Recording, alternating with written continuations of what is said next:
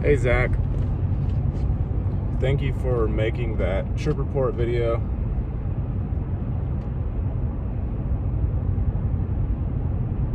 When I was younger, when I was drinking all the time, I guess my mid-20s,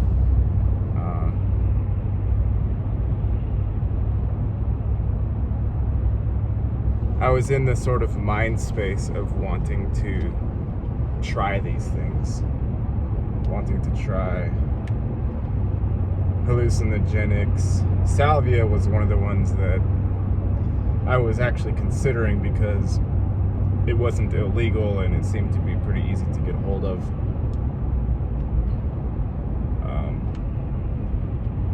I never actually I never did a full-blown Salvia trip. I did buy, at one point in my 20s, I bought Salvia leaves and crumbled a little bit of them up and smoked a little bit of them. But even at that point, I was too scared to really get into the Salvia mind, and I just freaked out after I smoked a little tiny bit and decided that I wasn't gonna ever try that again. I've read lots of trip reports. There's a site called arrowid.org, I think. Maybe it's just arrowid.com. But it's got tons of trip reports. I'm going through some traffic on the way to work, so I have a little bit of time to make a video. This job site is 75 miles away. It's a massive mansion, and it took us 2 or 3 months to demo the place and get the floor prepared, and now we're actually installing the floor. But it's probably over $100K job, and it's taking us like 4 or 5 months. Not completely straight working the entire time, but depending on whether materials are there and so on, working around the other jobs we got. But anyway, so Salvia is a crazy one. Most of the trips that you can look up on Arrowwood, the people are just acting like it brings you somewhere where you don't really want to be in general. There have, of course, been some trips where people find God and have a good experience overall, but for the most part it's just bizarre and chaotic.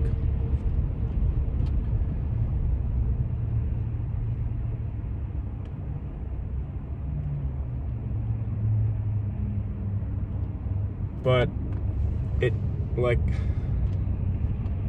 doing substances ties in completely, in my mind, to understanding this reality field as a totality. And I don't really think they're necessary. If you go into taking a psychedelic substance with the idea that you're going to get something out of it, I think you're gonna have, there's a high chance that you might have some sort of train wreck trip, because you're probably gonna get taught a lesson and you're probably gonna have ego death or multiple ego deaths. So I don't know that 36 West. I don't know that it's necessarily helpful for the so-called spiritual path.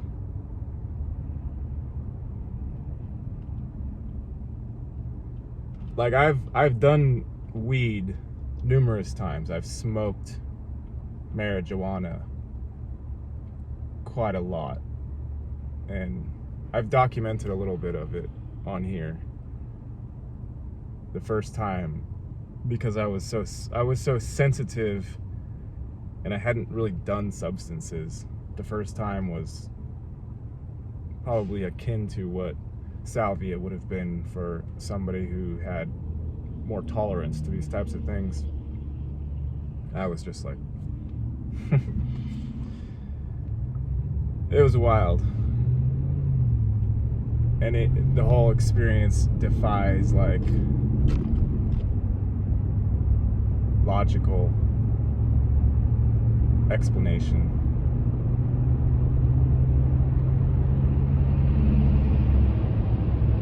But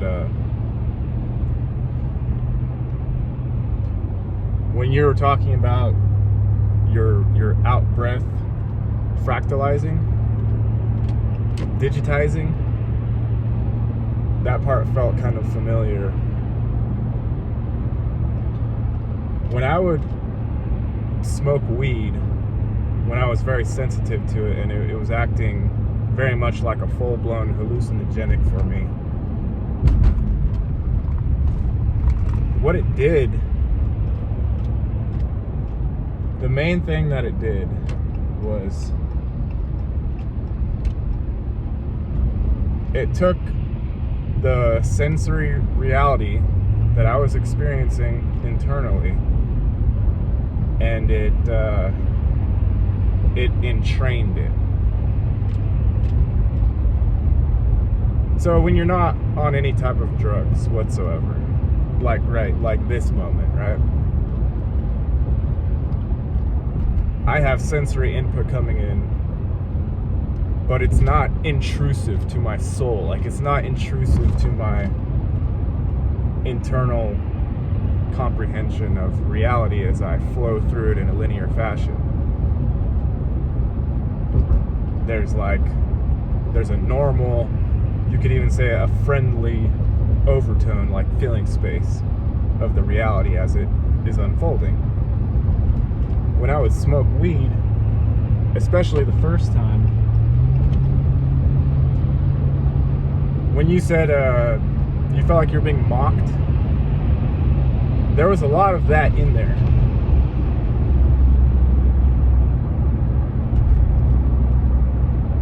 And when I say the whole reality field gets entrained, I mean that very literally. Like, I remember one specific part of the first weed trip, the really like sort of train wreck, eye-opener experience that I had. There was one point within that where, so it was me, my ex, and like two other people, I believe, a guy and his girlfriend. They're the ones that supplied the weed. We were all sitting around a table, like a dinner table, and the conversation that was happening, including my input, it was like some sort of clown show. Like, I could see what was going to happen before it happened, as if a tape was being played, and there was no sort of free will, there was no sort of free-flowing conversation. It was like the reality field had been turned into some sort of joke, and we would go around verbally, we would go around the table and say things as if on cue, as if we had to say what we were going to say, and there was some sort of implicit or implied forcing nature to the conversation. It was like being stuck inside of a pre-recorded 3D set, like a movie set, where you go into one of the characters, or yourself, right? And you have to play the role as it was pre-recorded. So whatever we call free will, even if it is an illusion from the higher perspective, was completely absent. And I mean 100% absent. Another aspect of this entrainment, which I've also discussed before, was all of my sensory input. It became a bar. It was like an infinite bar, like pole, but this bar pole didn't have any width. It was just like a line. All of my sensory input was being folded over a line, and every motion and movement that I did, it was like I could feel a line, and every sensory input was wrapping through and around that line. It wasn't like in regular reality where there's expanse, right? And the sort of objects that are moving around are in their place and everything's sort of how it should be. It was like a compression. It was a fractal compression, and every thought, every movement, every motion folded into and around that line. And I could push on the line, I could pull against the line, but there wasn't the sort of freedom that you have in regular waking reality. And it wasn't necessarily all bad. It was just like, once you're in it, you're in it. And you have to be in that perspective until it releases, however that comes around.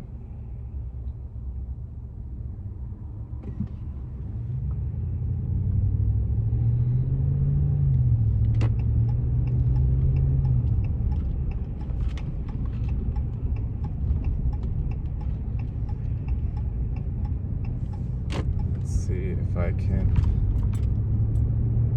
follow this.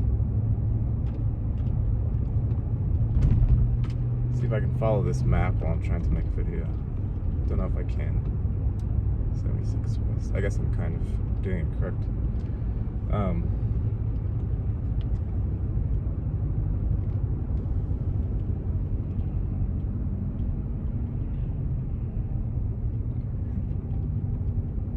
So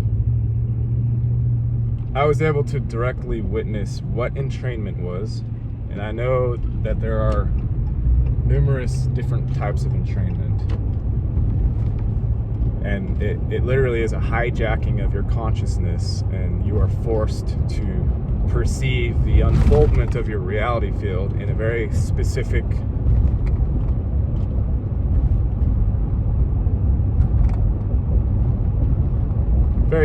way. It's like your options of movement have gotten reduced to some sort of pinhole view, and already as it is, being in these bodies, it is that anyway. It's a pinhole view of reality. You're in your very distinct time-space bound location, but still there's a certain amount of freedom within your own internal self in how you move through the thing. But when I took these substances, almost without exception, it removed the freedom, and I was forced to perceive reality unfolding in a very specific, controlled, unpleasant manner. Right?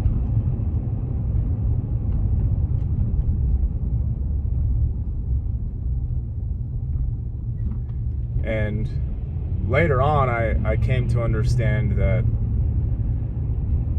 what is known as the mind virus with Tico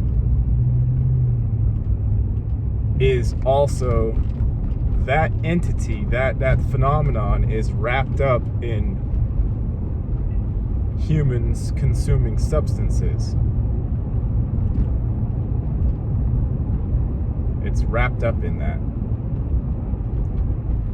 And I have a very distinct feeling that if people who are not spiritually prepared, who are not fortified, take some of these substances, I have a feeling some of them might get into that internally collapsing fractal field where some entity is pulling energy out through that constriction of the soul.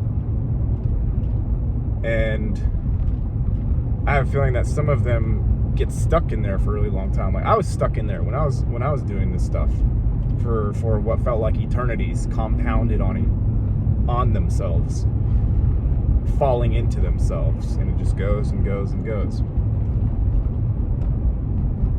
I got out, whatever that means, like I'm here. But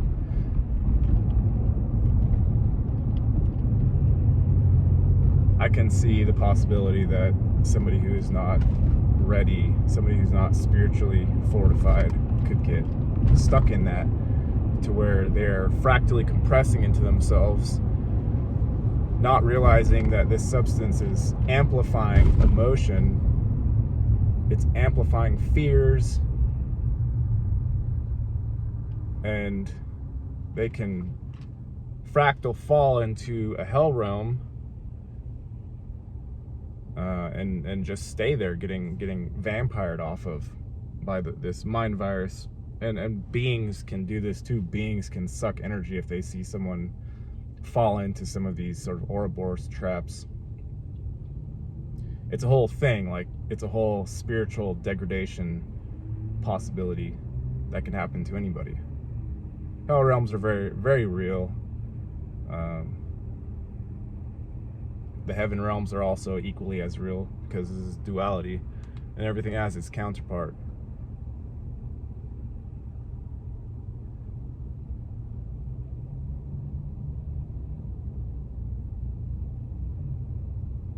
So, if anyone listening, if my subs would like to follow Zach, he has commented on a lot of my videos recently. You can just look in the comments. His username is >Solomon33. And I would like to give anybody the opportunity to share their trip reports, to share what sort of experiences you've had while pulling one of the initial few veils aside and seeing the underbelly of reality, however that happened for you. Whether it was with Salvia, whether it was with mushrooms, alcohol can do it to some extent, pills, opioids, any psychoactive compound. I just want to open the table for discussion in the comment section. And if you guys would like to go watch the video that I'm referring to in this video, just go check out Zach's channel, >Solomon33, and he references my YouTube name, which is like Gary Warmerdam 1453 or some number. I don't know, YouTube chose it when I first made the channel like 10 years ago. So yeah, so thanks again, Zach, for sharing that, and I'm gonna get back to trying to figure out how to get to my job site. That's it for now. Thank you, everybody. Peace.